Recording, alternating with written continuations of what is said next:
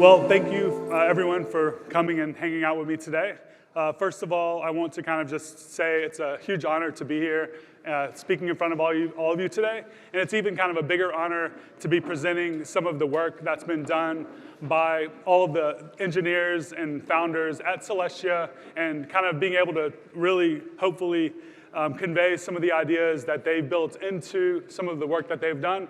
And just the general idea that I feel like we're always kind of like sitting on the shoulders of giants when we're building upon anything really at software at this point. So many people have come before us. So just generally just wanted to say thank you, and it's kind of really a big honor to be here. Today I'm going to be talking about scaling blockchains and more specifically an introduction to kind of what modular blockchains are. So my name is Nader Dabit. I'm a developer relations engineer at Celestia, the first modular blockchain network. I want to give a quick overview of my career to kind of give you some perspective about where I'm coming from. I've been in a few different areas of expertise, most recently here in the blockchain world for about a year and a half. I started off as a front-end developer. I've then transitioned to be a mobile developer where I worked for a little over 3 years. I opened a company called React Native Training where I was training native engineers how to build cross-platform applications using JavaScript. And then I moved into cloud computing for a little over 3 years, my last year leading a team at AWS. And then I joined the Web3 blockchain space, initially working with the Graph protocol and Edge and Node, and now working with Celestia. So my experience, more specifically at AWS, kind of has really, I would say, formed my approach to where I want my career to go here in the blockchain space, having seen how scalable the solutions that we provided at AWS were compared to where we are today in the blockchain space. So with that being said, let's talk about a few of the use cases that we kind of all know already probably, but some of the areas that I'm most interested in. Now, of course, we have the financial use cases. Those are the ones at the top here. Access to financial infrastructure, internet native payments, and stable currencies. Those are all really important. But the things that are exciting to me and where I think that's going to open the door for mass adoption around the world have to do with these next three. So public, shared, and composable infrastructure, open and immutable APIs and data, and then kind of using those to build out the types of applications that currently we're seeing in Web 2 with billions of users, which are gaming and social media. But right now, the main use cases that we kind of see are more like DeFi related and NFTs, right? But how can we kind of open the door to a larger number of users, the next 100 million or billion, like people always talk about? You know, I don't think that's going to come from DeFi or NFTs. I think we're going to need to be applying more real-world use cases. And then, of course, we have censorship resistance and this idea of more of a robust infrastructure. The fact that 90% or 95% of our network can go down, our application is still running, whereas if we had a centralized single point of failure, then our app would go down. We see that all the time, even with US East 1 going down. So what are some of the challenges for blockchain adoption? I kind of categorize these into four main areas: scalability, accessibility, user experience, and security. And I'm going to dive into a little bit of these specifically here. So let's first talk about scalability. Databases scale. We know at AWS, where I used to work, or really in any of these more mature database technologies, even the managed services, things like DynamoDB, we're now able to, for a single application, manage up to 100 million operations per second. And this isn't for a shared execution environment. This is for a single database, for obviously a massive scale of an application, which is Amazon.com. But still, the general idea that a single application can manage to handle that type of load is pretty interesting, right? And we're not quite there yet with blockchain. So where are we right now? Well, when you see people on Twitter really excited about hitting 4,000 transactions per second, and this is not in an individual execution environment for a single application, this is actually shared execution environment for dozens, hundreds, maybe even thousands of applications, each with their own users. We kind of realize the order of magnitude distance that we are from where we need to be, right? But we're not really comparing apples to apples here, right? Because blockchains and databases are fundamentally different, and they traditionally have been used for different use cases, but where we're headed, I think we're going to be using them for more similar use cases, almost like databases. So let's next talk about accessibility, and I think this comes down to one simple fact, that costs money to interact and make transactions and to post data on a blockchain, and it doesn't for a traditional database. Now, this, for us in the United States or parts of the world, or maybe even in areas like where you have money, it's not that big of a deal for us. Like, we even know people that have paid $10 or $100 to transact on Ethereum at the high gas prices and stuff, right? But in reality, I think 95% of the world or more isn't going to do that, especially when there are other options out there for them to interact with traditional applications that are free. So we're not only providing a worse user experience with less scale, we're then asking them to pay for it, which doesn't make a lot of sense. So we're going to talk about maybe some ways that we can kind of like solve that challenge.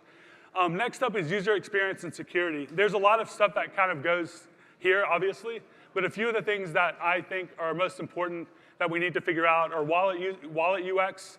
Security vulnerabilities are unforgiving. Like, if you make a single mistake, then you literally like lose everything, and people are just not used to that. And the UX being bad leads to these things happening. And then every update requires a user to sign a transaction. So if I'm interacting with a blockchain application, and I want to do anything, if I want to like a tweet or if I want to retweet something, let's say for a social media application, theoretically, the way we engineer applications today would mean that I need to sign a transaction every time one of those things happen. So what are some solutions here? Obviously, there's a broad amount of things that I've just talked about, so this isn't obviously everything, but these are some of the things that I think are most important. Now, obviously, we have a lot of work being done at the VM level. We have a lot of different execution environments. We have rollups, we have optimistic rollups, we have ZK rollups, we have new virtual machines like Fuel, Sui, Aptos, we have Move. We have all these great things happening at the execution layer. But that's not the only place that we need to scale and improve. We also kind of can think of these virtual machine improvements as more of like a horizontal scaling technique, where we're kind of making the execution environment more performant. But what if we could apply the same horizontal scaling ideas that we do to traditional web infrastructure to blockchain infrastructure? Also, innovation and experimentation with data storage, something I'll dive into in just a moment. Relayers with gasless transactions, dispatchers, and investment and innovating in wallet UX. So what are some examples of some of these solutions like in practice today? One really good example, I think, is Arbitrum Nova. Arbitrum Nova is an Arbitrum AnyTrust chain, and they are offloading the data to what is known as a data availability committee. And here they're making a trade-off between decentralization and user experience. So to store information on this data availability committee, it's essentially like a database that's being run by a group of trusted users with some on-chain verification. But in doing that, you're now kind of offloading the price that you typically would have paid to post data on-chain, and now it's stored off-chain, but it's still secured in some way, but definitely not as secure as storing it on something like Ethereum. And they use sequencers to order, batch, and compress the transaction, and the results are cost of a fraction of a cent per transaction. So this is something that could be used for some of these more interesting scalable use cases like social media, like gaming, and Reddit is using them for their community points. And people might ask, like, why would Reddit even use a blockchain for something like this? Well, it goes back to those same ideas I talked about earlier. This idea of public open data and infrastructure that developers can kind of use to build out their own things. A good example of why this is important is that if you've ever tried to maybe build on someone else's API, you know how brittle it is, and you can't really go to sleep at night building a business on someone else's API because they can change that. Because think about what happened with Twitter's APIs when they were, very, very popular. People were building million-dollar businesses on top of Twitter's API.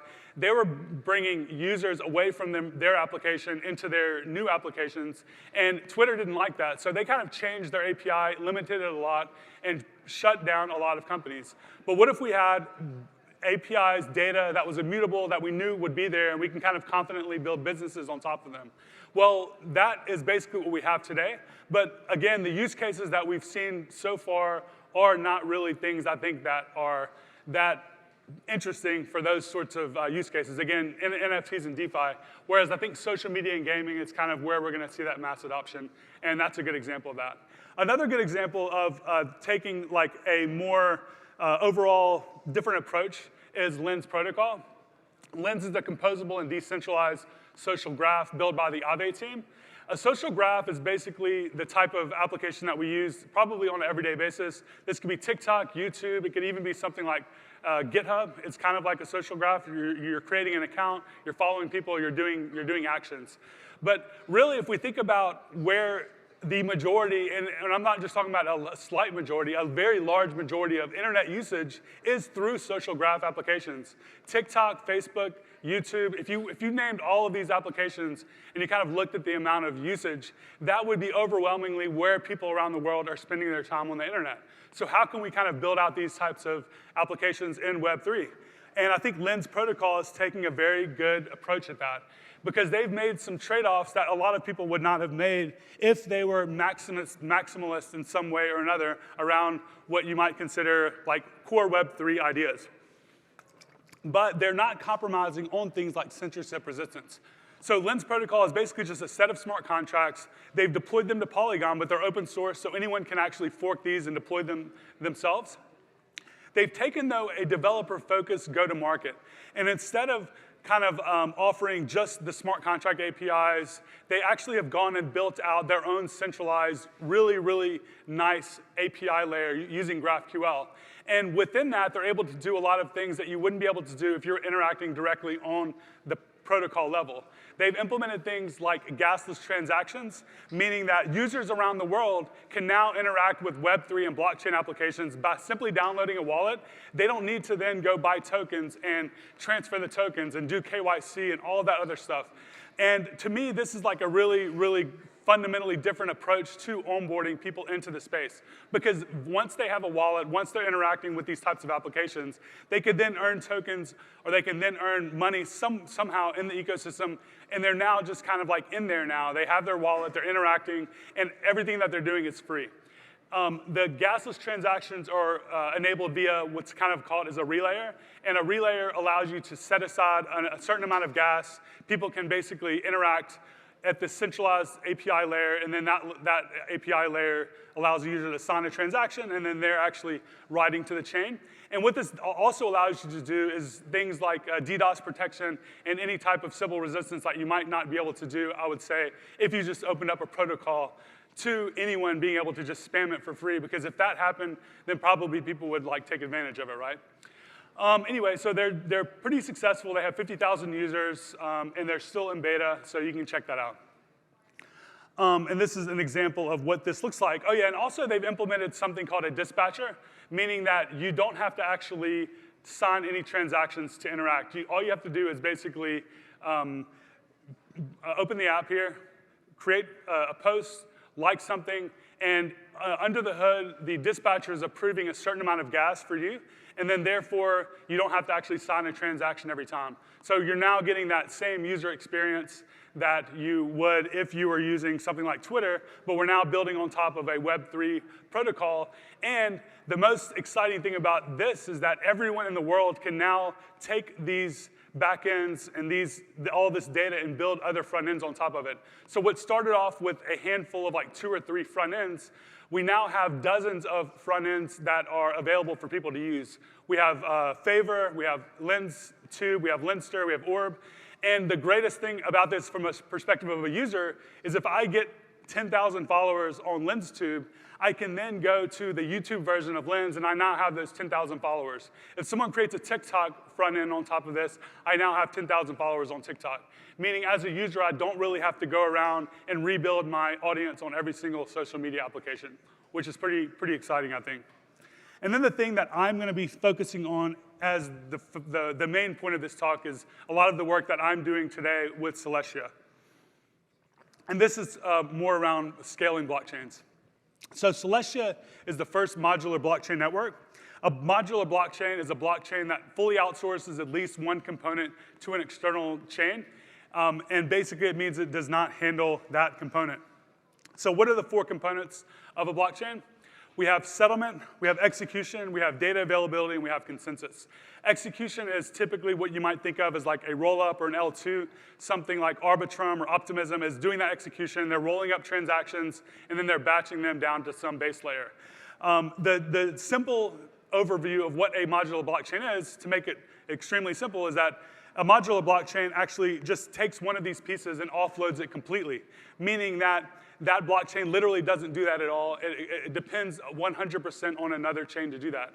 And in the case of Celestia, Celestia only does consensus and data availability, and then it allows users to either choose existing rollups that have been deployed to Celestia to build on, or users can build and deploy their own rollups themselves. So what are some of the benefits of modular blockchains? And what are some of the, I would say, paradigm shift things that people often kind of talk about in this space? One of them obviously has to do with the point of my talk is scalability. So when we think about scalability in the traditional tech stack, we're mainly only focused on how much throughput can our application handle without affecting the user experience or the application or the database going down. So we might say, like I mentioned, DynamoDB, our application is handling 100 million operations per second, and it's still working, and that's great. But in blockchains and in Web3, it's a lot more nuanced than that. We have to now take into consideration the cost to validate transactions. And we validate those transactions via full nodes and light nodes.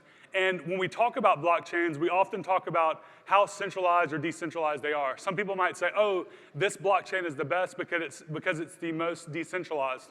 And someone else might say, oh, no, this blockchain is the best because it's fast and it's cheap, and under the hood, it's actually a little more centralized, right? So we're always kind of like trying to find this balance of user experience and decentralization. And typically, the bottleneck is around block size, because the larger the block sizes, the more resources that are needed to process that blockchain, and therefore, it results in centralization. Meaning that if it costs $10,000 to validate a chain, to build the infrastructure to validate a chain, that reduces the number of people around the world who can do that.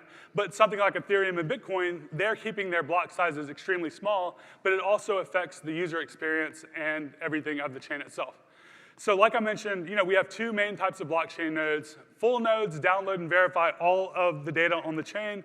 They have a very high resource requirements and a higher barrier to entry, and therefore we see less people actually running a full node.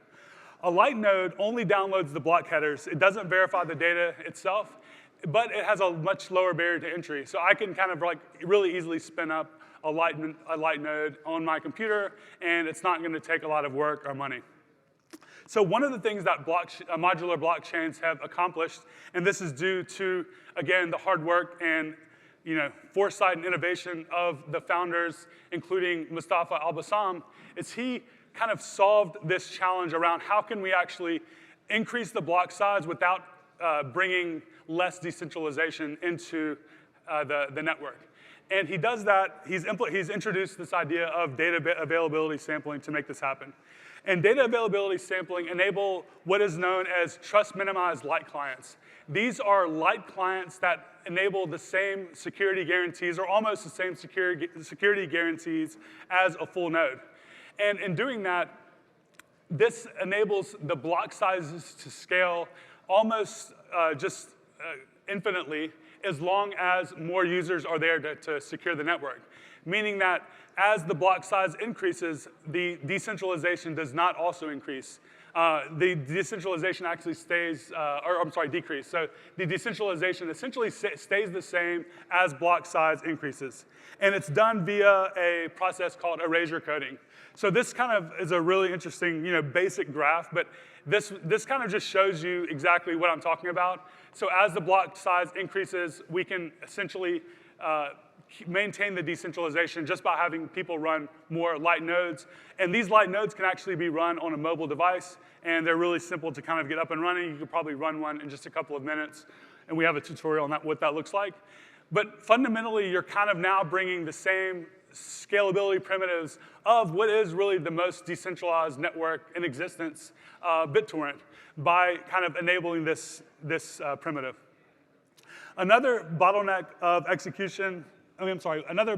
scalability is execution. So most monolithic blockchains look like this. Imagine if I want to go to AWS and build out the next YouTube or something like that. And I'm like, okay, I want to build this new application. Where is a good server that I can share with everybody else in the whole world? And we're all going to share this server. Like, that just wouldn't make sense, right? Because you're now limiting the resources available to your application. This is what we're doing right now. For most applications, we're sharing an execution environment with the entire world. Now, I think this is okay for certain applications that don't really need to scale maybe, or maybe not scale right now, but if we actually want to kind of get to the point where we have millions of individual applications running, all with potentially millions of users, we can't all be sharing the same execution environment. So how do we get there? Well, right now, the approach that we keep taking is vertical scalability. We're trying to make this execution environment better and faster, but we're still pouring more and more users into that shared execution environment. So once we hit 4,000 or 5,000 transactions per second, we're now opening the door to more applications and the more users, so we keep hitting this bottleneck. We need to kind of be able to horizontally scale. And the idea here would basically be the app chain thesis. So instead of only improving the execution environment, which we should still do, obviously, and we should always continue improving, we can also introduce horizontal scaling to the general ideas of our approaches of kind of how we're building our applications. So with the app chain thesis or application-specific rollups that are enabled by Celestia as first-class citizens, everyone can build out their own application-specific chain or their own application-specific rollup, and they're not sharing the execution environment with everyone else. A great example of this is DYDX. They moved away from their previous approach, which was a shared execution environment, into the Cosmos ecosystem. And the Cosmos ecosystem, I know it's not really probably that popular here in this conference maybe, but they've really innovated, I think, in this space. And I think that with the future roadmap of where Ethereum is kind of headed with their own implementation of data availability sampling, actually very similar to kind of what we're doing, we're all moving to this idea of like more of a roll-up focused approach where possibly we can think of in the future when we're building our application, we might not want to share it with everyone else in the world. Instead, we might want to have our own application-specific execution environment. Another benefit that this brings is specialization at each layer. So one thing to also take into consideration is resource pricing. When we're all sharing everything in a monolithic chain, we're dealing with state growth and execution of state and historical data. But once you separate these things, you don't really have a bottleneck. You notice that like on Ethereum, when the gas price goes up very high, based on usage, that's because you can't say, okay, I only want to spend money on this resource or that resource. Everything is batched in together to this single transaction fee. So you're now kind of like affecting other things that have nothing to do with it. But once you separate the different resources, you can kind of get more efficient resource pricing. But yeah, specialization at each layer. When we kind of separate these things, we can say, okay, I like the EVM, but maybe I don't want to have this or that feature. I'm going to fork the EVM, I'm going to change this thing, and I'm going to deploy this application-specific virtual machine for my app, and I don't really care what anyone else thinks because I'm the only one using it. So it allows people to kind of experiment and things like that. It offers you more flexibility because if you can choose the execution environment to build on without really having to worry about anything else, you might say, okay, I want to build with Solana or Sea Level, or I might want to build with the EVM, or maybe I want to build with Sway and use Fuel or something like that, or maybe even move with these new execution environments that are coming around. It kind of gives you more flexibility on what you want to build with. And then I mentioned already experimentation. I think that kind of all goes into some of the other ideas that I shared before. So with that being said, I'll wrap it up. If you want to learn more about Celestia, celestia.org/learn is actually a really, really, really good resource, not only about Celestia, but just general ideas around modular blockchains. And then the actual developer docs at docs.celestia.org. And that's it. Thank you so much for checking out my talk.